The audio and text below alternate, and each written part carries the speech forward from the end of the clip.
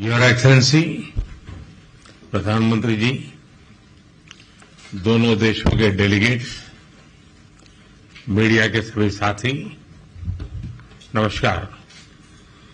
दोपहरदान।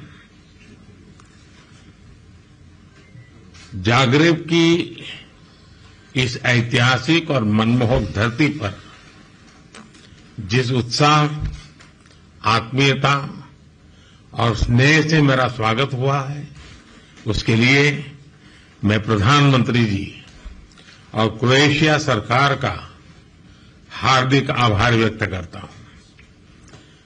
किसी भी भारतीय प्रधानमंत्री की क्रोएशिया की ये पहली यात्रा है और इसका सौभाग्य मुझे मिला है। फ्रेंड्स, भारत और क्रोएशिया लोकतंत्र, रूल ऑफ लॉ, प्लुरलिज्म और इक्वलिटी जैसे साझा मूल्यों से जुड़े हैं। ये सुखद संयोग है कि पिछले वर्ष भारत के लोगों ने मुझे और क्रोएशिया के लोगों ने प्रधानमंत्री आंद्रे जी को लगातार तीसरी बार सेवा करने का अवसर दिया है। इस जनविश्वास के साथ हमने अपने तीसरे कार्यकाल में अपने द्विपक्षीय संबंधों को 3 गुना गति देने का निर्णय लिया है।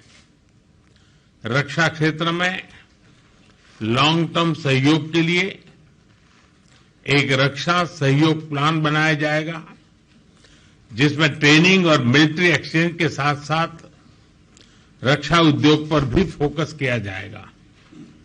ऐसे बहुत से क्षेत्र हैं जहां हमारी अर्थव्यवस्थाएं एक दूसरे की पूरक हो सकती है। हमारे इन क्षेत्रों को चिन्हित किया गया। हमने द्विपक्षीय व्यापार को बढ़ाने और विश्वसनीय सप्लाई चेन तैयार करने के लिए कई क्षेत्रों में सहयोग बढ़ाने का निर्णय लिया है। हम pharma, agriculture, information technology, clean technology, digital technology, renewable energy, semiconductor, ऐसे कई महत्वपूर्ण विषयों में सहयोग को बढ़ावा देंगे। शिप बिल्डिंग और साइबर सिक्योरिटी में सहयोग बढ़ाया जाएगा। भारत की सागरमाला परियोजना के तहत हो रहे पोर्ट मॉडर्नाइजेशन, कोस्टल जोन के विकास और मल्टी मॉडल कनेक्टिविटी में क्रोएशिया की कंपनियों के लिए भी व्यापक अवसर है। हमने अपने एकेडमिक इंस्टीट्यूशंस और सेंटर्स के बीच ज्वाइंट रिसर्च और कोलैबोरेशन पर बल दिया है। भारत अपने स्पेस अनुभव को क्रोएशिया के साथ साझा करेगा। फ्रेंड्स, हमारे सदियों पुराने सांस्कृतिक संबंध आपसी स्नेह और सद्भाव का मूल है। इवान फिलिप वेजनिन ने 18वीं शताब्दी में पहली बार यूरोप में संस्कृत व्याकरण प्रकाशित किया। 50 वर्षों से जागरेब यूनिवर्सिटी में इंडोलॉजी विभाग सक्रिय है। आज हमने अपने सांस्कृतिक और पीपल टू पीपल संबंधों को और बल देने का निश्चय किया है। जागरेब यूनिवर्सिटी में हिंदी चेयर के एमओयू की अवधि 2030 तक बढ़ाई गई है। आने वाले 5 वर्षों के लिए कल्चरल एक्सचेंज प्रोग्राम तैयार किया गया है। लोगों के आवागमन को सरल बनाने के लिए मोबिलिटी एग्रीमेंट को जल्द पूर्ण किया जाएगा। क्रोएशियाई कंपनियां भारत की आईटी मैन पावर का लाभ उठा सकेंगी। हमने दोनों देशों के बीच टूरिज्म को बढ़ाने पर विचार विमर्श किया। यहां पर योग की लोकप्रियता को मैंने स्पष्ट रूप से अनुभव किया है। 21 जून को अंतर्राष्ट्रीय योग दिवस है और मुझे विश्वास है कि हमेशा की तरह क्रोएशिया के लोग इसे धूमधाम से मनाएंगे। फ्रेंड्स, हम सहमत हैं कि आतंकवाद मानवता का दुश्मन है, लोकतंत्र में विश्वास रखने वाली शक्तियों का विरोधी है। 22 अप्रैल को भारत में हुए आतंकी हमले पर संवेदनाओं के लिए हम प्रधानमंत्री जी और क्रोएशिया सरकार के हार्दिक आभारी हैं। ऐसे कठिन समय में हमारे मित्र देशों का साथ हमारे लिए बहुत मूल्यवान था।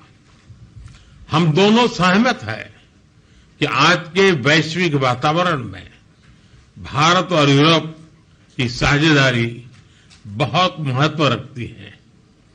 ईयू के साथ हमारी स्ट्रेटेजिक पार्टनरशिप को मजबूत करने में क्रोएशिया का समर्थन और सहयोग बहुत ही महत्वपूर्ण है। हम दोनों इस बात का समर्थन करते हैं कि यूरोप हो या एशिया, समस्याओं का समाधान रणभूमि से नहीं निकलता। डायलॉग और डिप्लोमेसी से ही वही एकमात्र रास्ता है। किसी भी देश की क्षेत्रीय अखंडता और संप्रभुता का सम्मान आवश्यक है। फ्रेंड्स, आज यहां बांसकी द्वारी में होना मेरे लिए एक विशेष पल है, जहां साक्सिनेस्की ने क्रोएशियन भाषा में अपना ऐतिहासिक भाषण दिया था। मुझे हिंदी में अपनी बात रखने में एक गर्व और सुकून का अनुभव हो रहा है। उन्होंने सही कहा था, भाषा एक पुल है और आज हम उसे मजबूती दे रहे हैं। एक बार फिर क्रोएशिया में हमारी आवाभगत के लिए प्रधानमंत्री जी का हार्दिक धन्यवाद करता हूं और प्रधानमंत्री जी मैं यह भी आशा करता हूं कि आप हमें भारत में जल्द से जल्द स्वागत करने का अवसर प्रदान करेंगे। आप सबका बहुत बहुत धन्यवाद।